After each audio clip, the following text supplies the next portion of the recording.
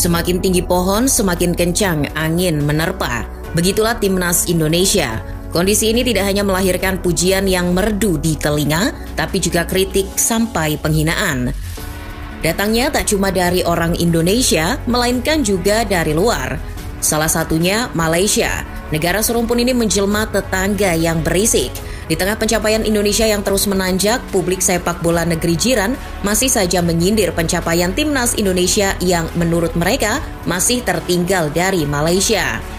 Padahal, kalau melihat faktanya, timnas Indonesia selalu punya level di atas Malaysia. Gak percaya? Mari mendedahkannya satu persatu. Sebelum itu, jangan lupa subscribe dan nyalakan loncengnya agar tak ketinggalan video terbaru dari Starting 11 Story. Pada April 2024 lalu, ranking Indonesia naik drastis. Indonesia yang sebelumnya berada di peringkat 142, naik ke peringkat 134. Kenaikan ini bahkan membuat Indonesia menyalip Malaysia. Alih-alih naik atau minimal bertahan, Harimau Malaya melorot ke posisi 138. Nah, saat Indonesia mengovertake Malaysia, publik Malaysia melalui akun TikTok @amelnew02 memamerkan momen ketika Harimau Malaya menjuarai Piala AFF 2010 silam. Postingan itu dibumbui kalimat, fakta yang tidak dapat difahami oleh negara jiran. Ia mudah tetapi Indonesia tidak boleh melakukannya. Dan sebuah caption, mengapa kelas yang berbeza dibincangkan? Kurang lebih, postingan itu menyindir bahwa Indonesia memang bisa menyalip Malaysia di peringkat FIFA, tapi memenangkan kompetisi semudah Piala AFF, Indonesia tak mampu. Kalau boleh jujur, apa yang disindir itu benar belaka. Indonesia memang payah di Piala AFF. Sejak dimulainya kompetisi ini tahun 1996 dan menjadi salah satu inisiatornya, Indonesia belum pernah juara, paling mentok menjadi runner-up. Namun, sindiran itu juga seharusnya membuat si penyindir malu, kecuali urat malunya putus. Betul, Indonesia belum pernah juara Piala AFF, tapi apakah hanya dengan juara AFF, itu pun hanya sekali, membuat diorang boleh menyindir tim lain dengan nada seolah-olah meremehkan. Kenaikan Indonesia di ranking FIFA juga disindir akun yang sering mengabarkan sepak bola Malaysia @onefootballm. Lewat tweetnya, akun itu memancing warganet Indonesia dengan membandingkan pencapaian timnas Indonesia dengan Thailand dan Filipina. Tweet itu seakan menyebut Indonesia sombong hanya karena baru naik rankingnya. Sementara Vietnam dan Thailand yang berpotensi lolos ke putaran ketiga kualifikasi Piala Dunia 2026 zona Asia dan terbiasa bermain di kompetisi Asia, tenang-tenang saja. Namun, di kemudian hari tweet itu jadi senjata makan tuan. Bukan Vietnam, Thailand, apalagi Malaysia. Justru Indonesia yang memastikan diri melangkah ke putaran ketiga. Walaupun belum pernah menjuarai Piala AFF, level timnas Indonesia sejatinya selalu berada di atas Malaysia. Dari segi head-to-head saja, Indonesia unggul. Malaysia dan Indonesia sudah 97 kali berjumpa di semua pertandingan. Dari sana, Harimau Malaya cuma menang 36 kali, sementara Indonesia sudah 40 kali mengalahkan timnas yang bahkan diremehkan oleh Uncle Mutu itu.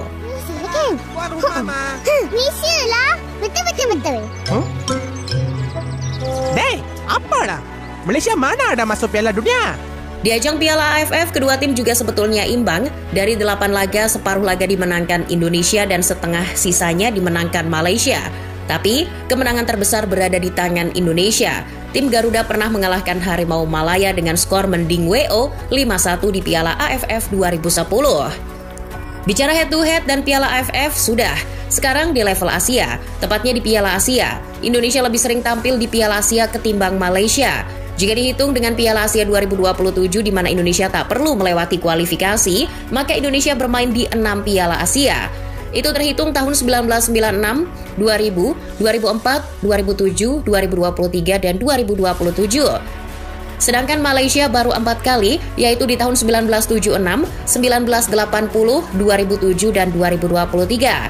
Soal pencapaian selama berkompetisi di Piala Asia, Malaysia belum pernah lolos dari fase grup. Kalau Indonesia sendiri, baru kemarin mencatatkan sejarah untuk pertama kalinya lolos ke 16 besar Piala Asia. Ya, meskipun dengan sedikit keberuntungan. Indonesia mungkin boleh berbangga di level senior, tapi harus diakui di level U23 Merah Putih baru sekali berkibar di Piala Asia. Malaysia bisa membanggakan ini karena timnas U23 mereka sudah 3 kali bermain di Piala Asia U23. Namun entah itu di edisi 2018, 2022 maupun 2024, pencapaian terbaik Malaysia hanya sampai perempat final ketika Piala Asia U23 diselenggarakan di Tiongkok tahun 2018. Indonesia memang baru sekali berlaga di Piala Asia U23, yakni tahun 2024. Namun, langsung menyabet peringkat keempat sekaligus melampaui pencapaian Malaysia dengan lolos ke semifinal. Kalau ada yang bilang lawannya gampang-gampang, korang berarti meremehkan Korea Selatan. Setelah di Piala AFF, Piala Asia, kita ke Piala Dunia. Betul, Malaysia ataupun Indonesia belum pernah lolos ke Piala Dunia, jadi yang bisa dilihat baru rekam jejak di babak kualifikasi. Soal keterlibatan di babak kualifikasi Piala Dunia, Malaysia lebih rajin. Sejak Piala Dunia 1974 sampai 2026, Malaysia selalu berpartisipasi. Kalau Indonesia pernah mundur dan memilih tidak ikut, misalnya di kualifikasi Piala Dunia 1950 dan 1962, Indonesia memilih mundur. Di edisi 1958, Presiden Soekarno menolak bermain melawan Israel. Indonesia pun mundur di tengah babak kualifikasi. Indonesia juga tak ambil bagian di kualifikasi Piala Dunia 1954, 1966, dan 1970. Sementara karena disanksi FIFA, Indonesia tak ikut kualifikasi Piala Dunia 2018. Walau begitu, Indonesia lebih baik ketimbang Malaysia di kualifikasi Piala Dunia. Malaysia mentok di putaran kedua, sedangkan Indonesia telah memastikan diri ke putaran ketiga kualifikasi Piala Dunia 2026 zona Asia. Setelah dari kompetisi sepak bola, mari beralih ke ajang multi olahraga, seperti Olimpiade, Asian Games, dan SEA Games. Di Olimpiade, benar kata Tok Dalang, Malaysia pernah lolos ke Olimpiade, yakni di tahun 1972. Paling baik, kita main di Olimpik aja. Betul tuh, Tok Dalang. Tapi langkah mereka cuma sampai di putaran pertama. Nah, kalau Indonesia terakhir kali main di Olimpiade tahun 1956, tapi Ramang dan kawan-kawan bisa mencapai perempat final. Di Asian Games, kedua negara juga saling unjuk gigi. Malaysia 12 kali bermain di Asian Games cabang sepak bola putra. Indonesia tertinggal dengan 11 kali, namun pencapaian terbaik Malaysia hanyalah medali perunggu tahun 1974 dan menjadi semifinalis di tahun 1978 saat digelar di Thailand. Selain pernah meraih medali perunggu di Asian Games 1958, Indonesia juga pernah 2 kali mencapai semifinal di tahun 1954 dan 1986. Jika cuma menghitung saat Asian Games memakai tim U23 sejak 2002, Indonesia masih di atas Malaysia. Garuda Muda 3 kali lolos ke 16 besar, sedangkan Malaysia 2 kali. Di level yang lebih rendah yakni SEA Games, percaya deh, Malaysia memang jago. 5 kali Harimau Malaya menyabet emas SEA Games cabang sepak bola. Indonesia baru 3 kali, yaitu di tahun 1987, 1991, dan 2023. Tapi kalau melihat 10 tahun terakhir sejak 2013, Malaysia belum pernah lagi meraih medali emas SEA Games cabang sepak bola. Berbeda dengan Indonesia. Tatkala Malaysia belum sekalipun kepikiran untuk menunjuk pelatih asal Korea Selatan, Indonesia lebih dulu melakukannya.